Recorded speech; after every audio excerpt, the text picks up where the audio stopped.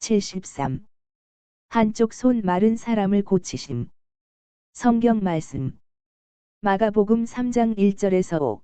예수께서 다시 회당에 들어가시니 한쪽 손 마른 사람이 거기 있는지라 사람들이 예수를 고발하려 하여 안식일에 그 사람을 고치시는가 주시하고 있거늘 예수께서 손 마른 사람에게 이르시되 한가운데에 일어서라 하시고 그들에게 이르시되 안식일에 선을 행하는 것과 악을 행하는 것, 생명을 구하는 것과 죽이는 것, 어느 것이 옳으냐 하시니 그들이 잠잠하거늘 그들의 마음이 완악함을 탄식하사 노하심으로 그들을 둘러보시고 그 사람에게 이르시되 내 손을 내밀라 하시니 내밀매 그 손이 회복되었더라. PMG 말씀. 1. 복음 준비 126. 선을 행하는 것은 시편을 읊는 것보다 더 큰 기도이다. 예수께서 가파르나움의 회당에 들어가신다. 안식일이기 때문에 회당에는 천천히 신자들이 가득 찬다. 사람들이 예수를 보고 몹시 놀란다. 모두가 수근거리며 예수를 손가락으로 가리키고 어떤 사람은 이 사도 또는 저 사도의 소매를 잡아당기면서 그들이 언제 돌아왔는지 묻는다. 그들이 돌아온 것을 아무도 알지 못했었기 때문이다. 우리는 벳사이다에서 오면서 허락된 것 이상 한 걸음도 더 걷지 않으려고 바로 무화과나무 우물에서 상륙한 길이오. 이 친구하고 베드로가 바리사이파 사람 우리아에게 대답하니 이 사람은 어부에게 친구라고 불린 것이 기분이 나빠서 경멸하는 태도로 맨 앞줄에 있는 동료들에게로 간다. 형, 저 사람들을 자극하지 마라. 하고 안드레아가 주의를 준다. 저 사람들을 자극한다고. 그 사람이 내게 물어보길래 안식일을 존중해서 걷는 것을 피했다고도 말하면서 대답했는데 저 사람은 우리가 배로 오느라고 피로했다고 말할 거야? 저 사람들은 우리가 숨 쉬느라고 피로했다고까지 말하게 될 거다. 바보 같으니? 우리가 배를 타고 갈 때에는 배가 피로하고 바람과 물이 피로하지 우리가 피로한 게 아니야? 안드레아는 질책을 꾹 참고 입을 다문다. 시작 기도가 끝난 다음 성경 구절을 읽고 해석할 시간이 되었다. 회당장이 예수께 그렇게 하기를 청한다.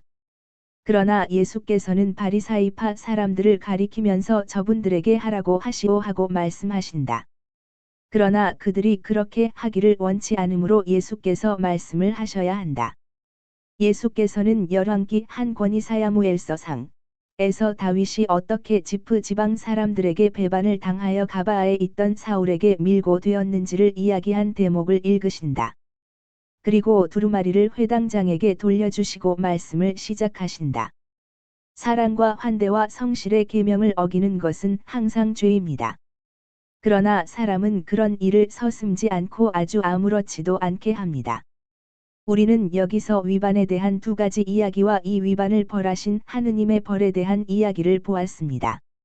지프 지방 사람들의 행동은 음흉했습니다. 그리고 사울의 행동도 그보다 덜 음흉하지 않았습니다.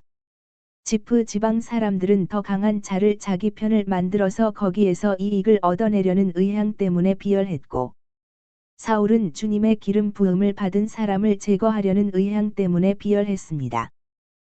따라서 이기주의가 그들을 맺었었습니다.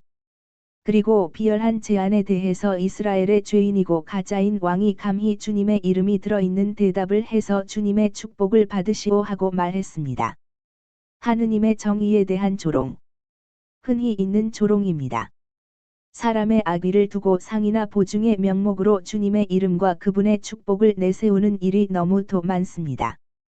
하느님의 이름을 헛되이 부르지 말라고 했습니다. 그런데 이웃에 대한 죄악을 저지르기 위해서 하느님의 이름을 부르는 것보다 더 헛되고 더 나쁜 것이 있을 수 있습니까?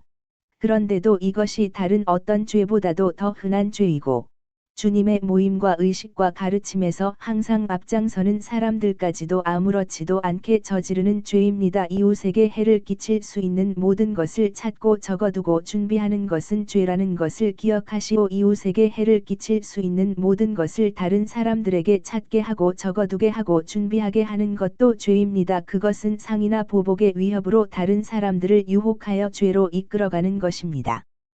나는 이것이 지라는 것을 여러분에게 경고합니다. 이러한 행동은 미움이고 이기주의라는 것을 경고합니다. 그런데 여러분이 미움과 이기주의가 사랑의 원수라는 것을 아십니다. 내가 여러분에게 이것을 지적하는 것은 여러분의 영혼을 걱정하기 때문입니다. 내가 여러분을 사랑하기 때문입니다. 여러분이 죄인이 되는 것을 나는 원치 않기 때문입니다. 사울이 그렇게 된 것과 같이 하느님께서 여러분을 벌하시는 것을 내가 바라지 않기 때문입니다. 사울이 다윗을 붙잡아 죽이려고 쫓아다니는 동안 그의 나라는 펠리시데인들에게 박멸당했습니다. 참말이지 이런 일은 이웃에게 해를 끼치는 사람에게는 항상 일어날 것입니다. 그의 승리는 풀밭에 있는 풀만큼이나 지속할 것입니다. 풀은 자라기도 빨리 자라지만은 이내 마르기도 하고 지나가는 사람들의 무관심한 발에 빨리 밟히기도 합니다. 그런데 올바른 품행, 즉 성실한 생활은 생기는 것이 고생스럽고 굳어지는 것도 힘들지만 습관적인 생활처럼 되고 나면 튼튼하고 잎이 우거진 나무가 되어서 회오리바람이 불어도 뽑아지지 않을 것이고 삼복더위에도 시들지 않습니다. 참으로 율법에 충실한 사람, 사실로 충실한 사람은 격정에도 휘지 않고 사탄의 불에도 타지 않는 튼튼한 나무가 됩니다. 내 말은 이것으로 끝났습니다. 무슨 말을 덧붙이고 싶은 분이 계시면 그렇게 하십시오. 우리는 선생께서 말씀하신 것이 우리 바리사이파 사람들을 두고 하신 말인지 묻고자 합니다. 회당에 바리시아파 사람이 가득 차 있습니까? 선생들은 내 분인데 일반 군중은 수백 명이 됩니다. 내 말은 모든 사람에게 한 것입니다. 하지만 암시는 분명했는거려. 정말이지. 비유로 지적된 어떤 사람이 자기 자신을 책하고 나서는 것은 일찍이 보지 못한 일입니다. 그런데 선생들은 그렇게 하시는군요. 그러나 나는 여러분을 비난하지 않는데, 여러분은 왜 자신을 책하십니까? 여러분은 혹 내가 말한 대로 행동한다는 것을 아시는 것입니까? 나는 어떤지 모릅니다. 그러나 만일 그렇다면 그것을 뉘우치십시오. 사람은 약해서 죄를 지을 수가 있는 것이니까요. 그러나 죄 지은 사람에게 진실한 뉘우침이 생기고 다시는 죄를 짓지 않겠다는 소원이 생기면 하느님께서는 그를 용서하십니다. 그렇지만 분명히 악을 끈질기게 계속하는 것은 이중으로 죄가 되고 그에게는 용서가 내려오지 않습니다. 우리는 그런 죄가 없습니다. 그렇다면 내 말 때문에 슬퍼하지는 마십시오. 사건은 일단락이 되고 회당에는 찬송가가 울려 퍼진다. 그리고 다른 사건 없이 모였던 사람들이 헤어지려는 것 같다. 그러나 바리사이파 사람 요아킴이 군중 속에서 한 사람을 찾아내서 손짓과 눈짓으로 앞줄로 오라고 지시한다. 50살쯤 된 남자인데 한 팔이 손까지 위축되어 위축증으로 근육이 파괴되었기 때문에 다른 팔보다 훨씬 작다. 예수께서 그를 보시고 또 그 사람을 예수께 보이려고 그들이 꾸며낸 모든 것을 아셨다. 예수의 얼굴에는 불쾌감과 동정의 표정이 번갯불처럼 지나간다. 그러나 아주 뚜렷한 표정이다. 그러나 예수께서는 공격을 피하지 않으신다. 오히려 꿋꿋하게 상황에 대처하신다. 이리 가운데로 나오시오 하고 그 사람에게 명령하신다. 그리고 그 사람이 예수 앞으로 오자 예수께서는 바리사이파 사람들에게로 향하시어 말씀하신다. 왜 나를 시험하십니까? 내가 계략과 미움에 대해서 방금 말을 끝낸 길이 아닙니까? 그리고 선생들은 우리는 그런 죄가 없습니다 하고 말한 길이 아닙니까? 대답을 안 하십니까? 그러면 적어도 이 말에는 대답을 하십시오. 안식일에 선을 행해도 됩니까? 또는 악을 행해도 됩니까? 대답을 안 하십니까?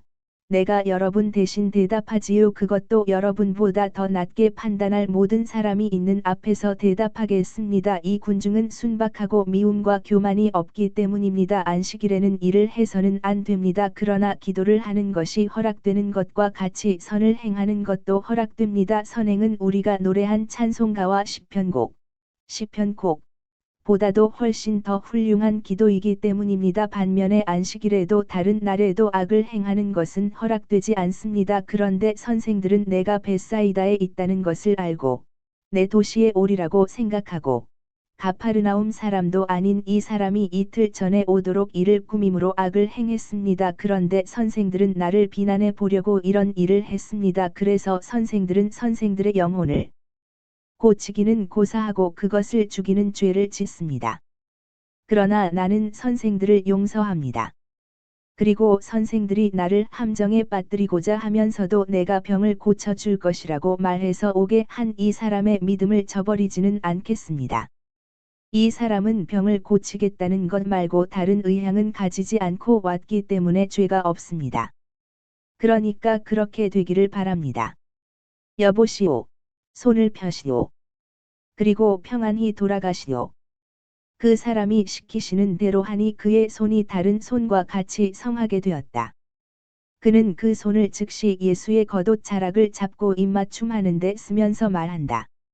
선생님은 제가 이 사람들의 참다운 의향을 알지 못했었다는 것을 아시지요.